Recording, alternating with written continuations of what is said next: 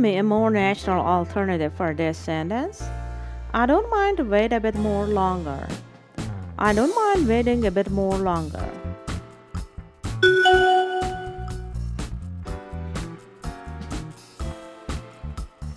For a more complete picture, let me add, mind doing something. Would you mind posting this letter for me when you go out of town? How would you vernacularize this sentence? It was raining but we didn't mind it. It was raining but we didn't mind.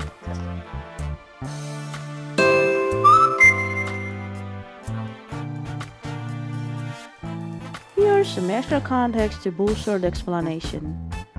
When the object of mind can be understood from context, mind is not followed by a pronoun. Do you mind waiting a few minutes? No, I don't mind.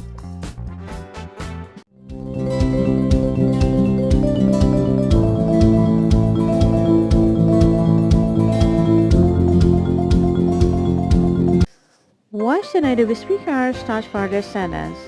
The first thing that comes to my mind when I think about France's wine. The first thing that comes to mind when I think about France's wine.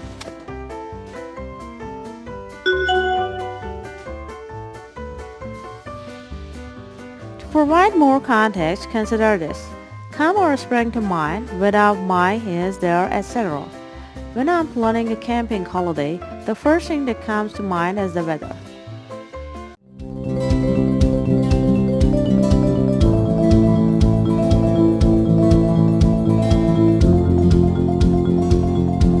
What's your singular wording for this in English? Having in mind that the roads will be busy, I think that we should make an early start. Bearing in mind that the roads will be busy, I think that we should make an early start.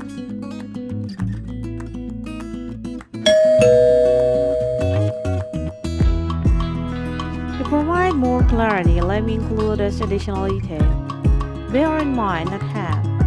Something else you need to bear in mind is the fact that not all countries have public